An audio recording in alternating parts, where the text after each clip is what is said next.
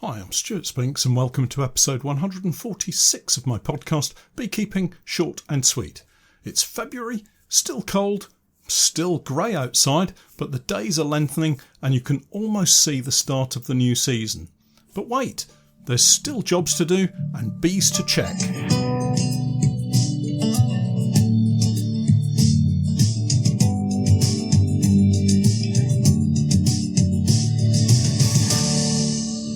Beekeeping Short and Sweet, a beekeeping podcast for the inquisitive beekeeper with a short attention span. A beekeeper, in fact, just like me. Hi everyone, and welcome back to the podcast. We're a month into the new year, can you believe it? January is behind us and we march onward into and through February and on to our busy spring start for the new beekeeping season. First up though, more weather woes, yet more rain, can you believe? It's been unrelenting, and while researching this week's podcast, yes, I do put a little bit of effort into the podcast, these short and sweet monologues as I like to call them. Anyway, while I was researching, I stumbled upon Candlemas Day. Good old Google. Candlemas Day falls on February the 2nd. And depending on your pagan or otherwise religious views, it celebrates a range of events. But for us beekeepers, it holds significance in that prior to satellite imagery and isobars and atmospheric pressure, there was a saying that goes something like this. If Candlemas Day is clear and bright, winter will have another bite. If Candlemas Day brings cloud and rain, winter is gone and won't come again.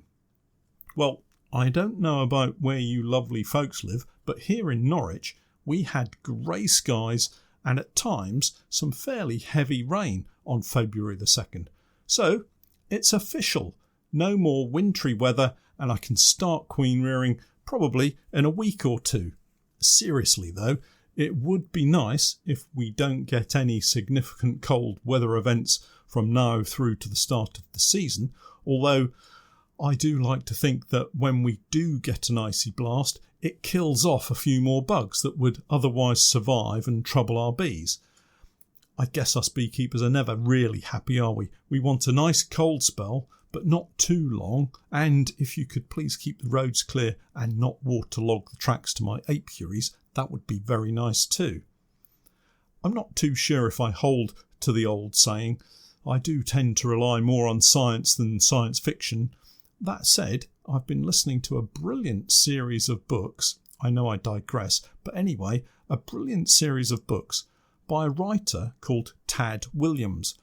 The books are a trilogy called Memory, Sorrow and Thorn, and if you enjoyed Game of Thrones, Lord of the Rings and such, I'm sure you'll absolutely love these books.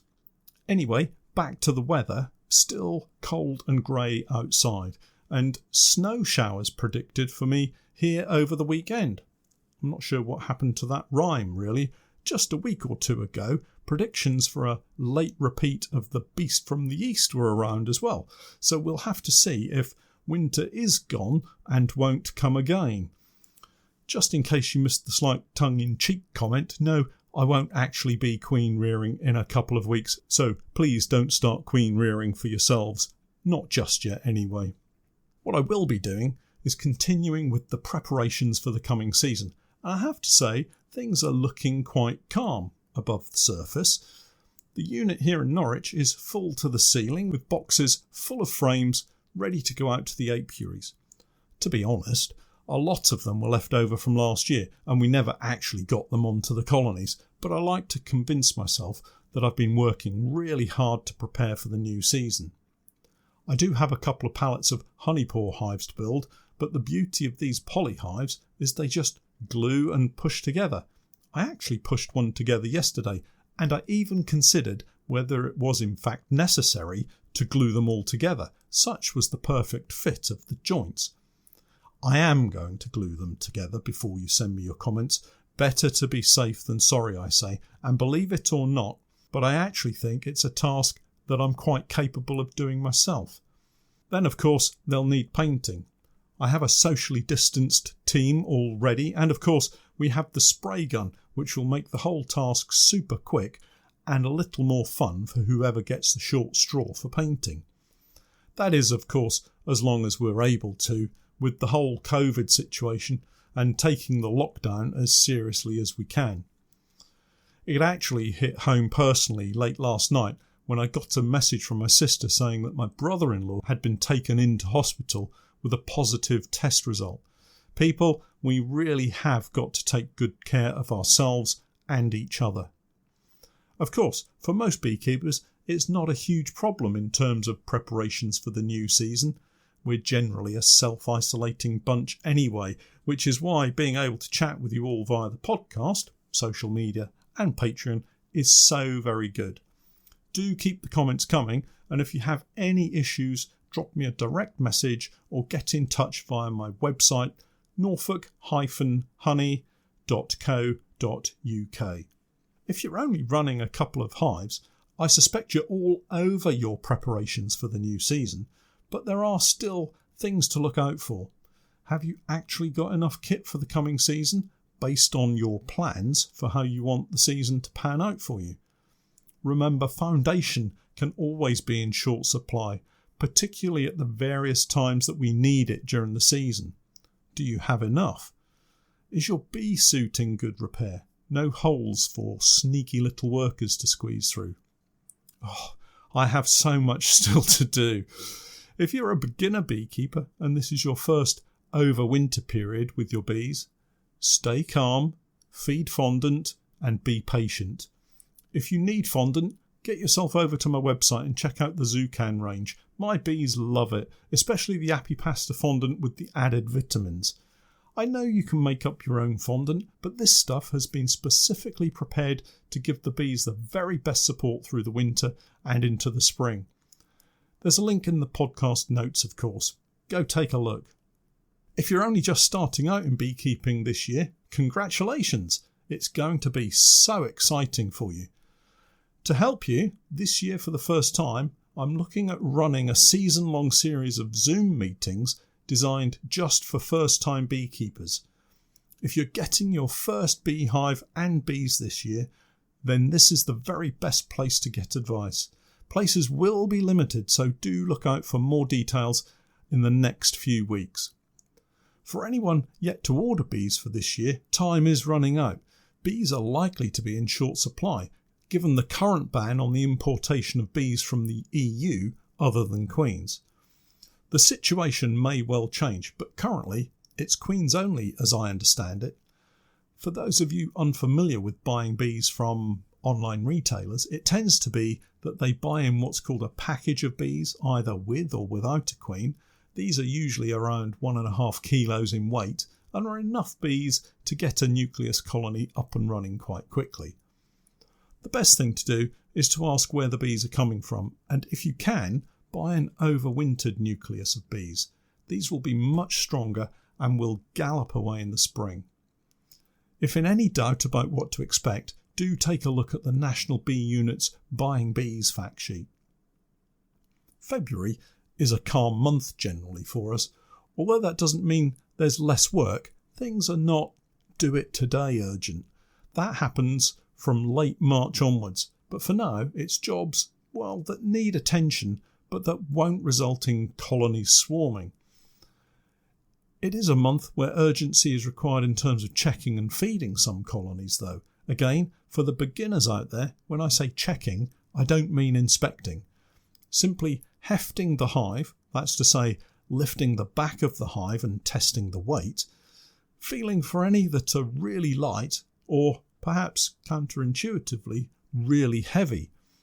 It could be a sign that they've eaten all their stores and need some fondant, or that they aren't able to get to the food and are starving in the case of the really heavy ones.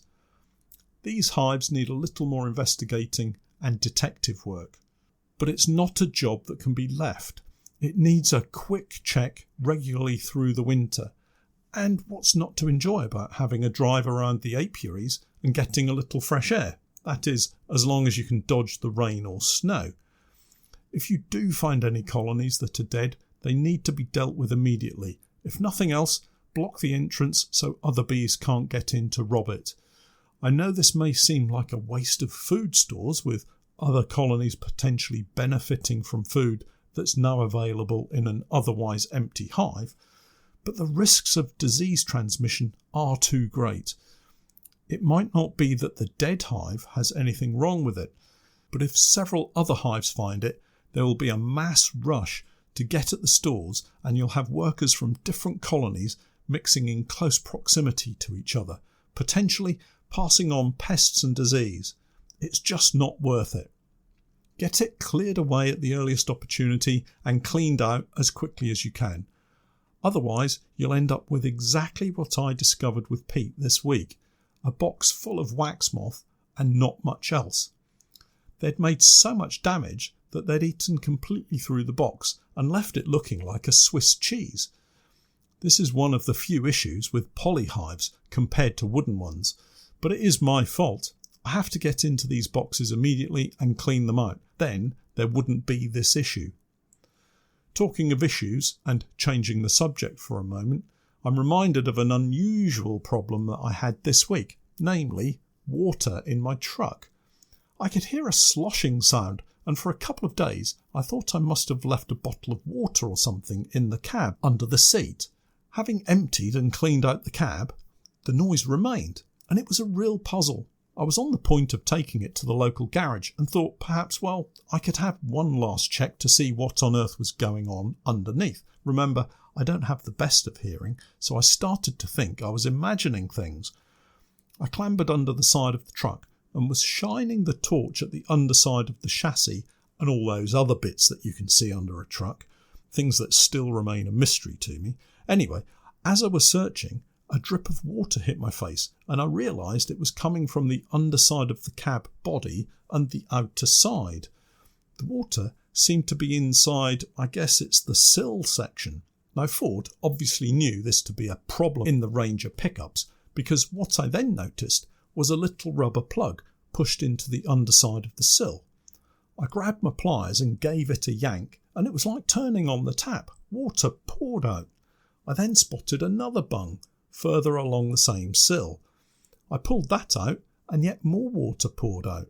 Now, I wouldn't go as far to say I can call myself a mechanic now, but I was quite pleased with myself for working out the problem and fixing it, if only for the immediate issue. I now have a sill with 2 holes in it and a damp interior that needs sorting. I can imagine the rust is going to take hold very quickly, so I need to get a treatment of some sorts inside it to stop it from going too far. These little challenges crop up from time to time, and it was great to be able to work it out this time round. I know it's not beekeeping, but it was quite interesting, I have to say. Oh, and I've also discovered a small stone chip in the bottom of my windscreen that's now turned into a crack and is working its way up into the main part of the screen. Something else to attend to in the spring before that becomes a major problem and causes an accident or something. If you're taking part in any association Zoom meetings currently, particularly here in the UK, you may find me on the speaker list. I've got a few presentations coming up which I'm really looking forward to. I like to prepare the talks for each individual event, so I'm not recycling old content. Some of the pictures may have to be reused occasionally, but those are few and far between. One of the advantages of being on social media is we're in a habit of taking pictures to share whatever we're up to.